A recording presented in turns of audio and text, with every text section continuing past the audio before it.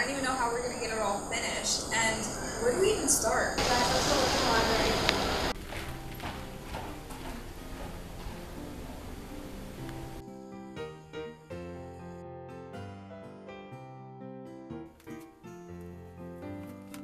Oh my gosh, guys, this library was so helpful. Yeah, tell me about it. I think this has all the answers. Aliana! We're at the library. We found this amazing book.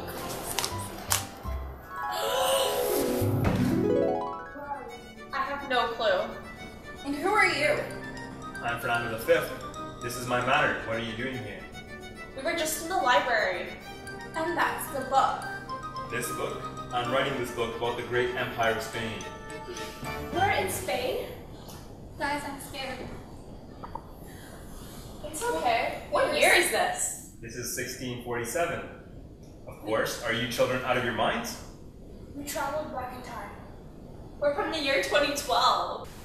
So what you children mean to tell me is that you traveled back in time? Yeah, I guess so. Yeah, we're university students from the year 2012. I'm Lauren. This is Manita. I'm Leanna. This is Maggie. Well, it's nice to meet you four, but what do you want from me? Well, since we're here, we're hoping you can help us with our project on the Spanish Empire. Well, of course I can help you with the Spanish Empire. I know everything about it. So, my first question is, how did the Spanish Empire start? Well, it all started when... The king-queen's marriage was not a marriage of love, but a marriage of wealth. They were two powerhouses who were actually cousins. The king-queen wanted to achieve great things, and they did. They wanted to reunite Spain under the religion of Christianity. They made Spain way wealthier, and with their leadership skills, they began to stabilize their kingdom. The queen also financed the voyages of one of the greatest explorers of all time, Christopher Columbus, which led to many colonies. Wow, so the king and queen did so much for Spain. Well, of course, what did they do for Spain? I have a question. I heard a lot about Christopher Columbus, but what did he actually do? Again, what did Christopher Columbus do? He was the start of this whole thing. Christopher Columbus was one of Spain's greatest explorers. He discovered part of the Americas. His voyages were financed by the royals. The first place he discovered was the island of Guanahini in the Bahamas. From the island, he took 500 best-suited Arawak people. Only 300 of them survived. When the Arawak people arrived in Spain, they became slaves. Christopher Columbus also took gold, silver, and other exotic things like parrots with him. Wow, I didn't know Christopher Columbus did that much for Spain. Yeah, he did so much. So where else is Spain colonized? Well, Spain colonized many places. Over a long period of time, Spain colonized many places. It colonized Mexico, Central America, the Caribbean islands, such as Philippines, Cuba, Guam, and Puerto Rico. Also, Spain colonized most of Central America and South America, and the southern parts of the United States, including Alaska. Oh my gosh, Spain colonized so many places. Right, and that led to the Golden Age. But what is that? Yeah, we didn't learn too much about it. Can you explain the Golden Age to us, please? The Golden Age was when Charles, the Emperor of the Holy Roman Empire, became the most powerful emperor in Europe.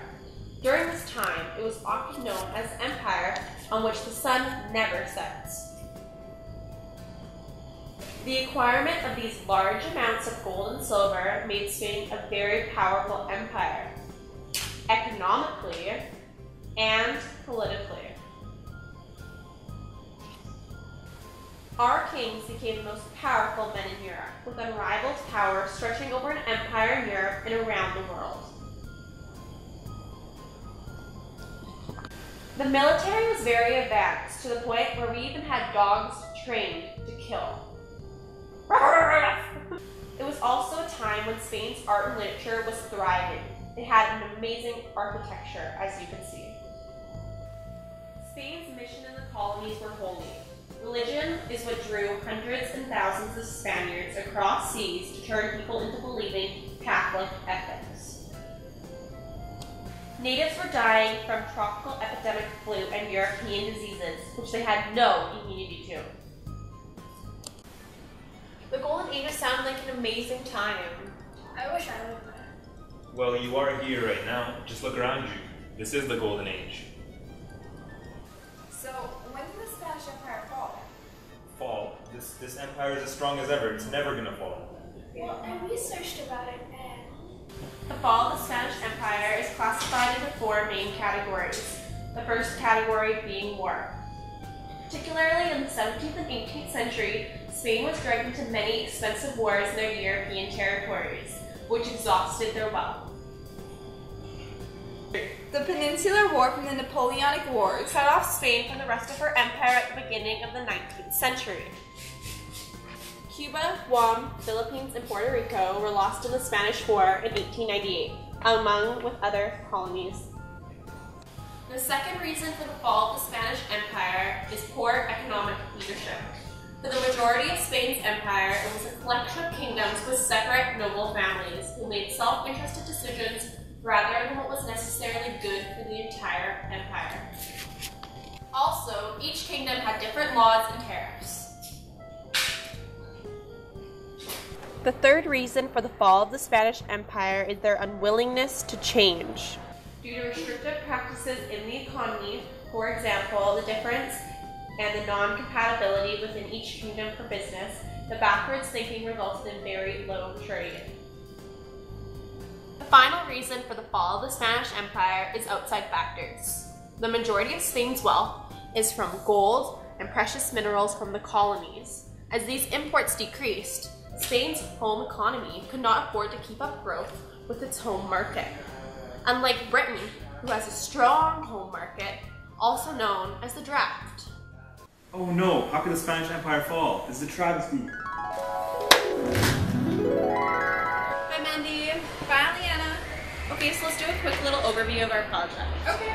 So the Spanish Empire was made up of many colonies, such as parts of Europe, the Americas, Asia, Africa, and a few more. Yeah, and it was at its height during the 17th century. Lauren, what were the motives of building the empire again? Well, Manita had a lot to do with religion.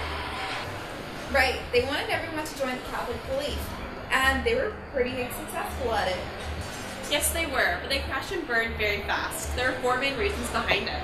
Oh yeah, and what were they again?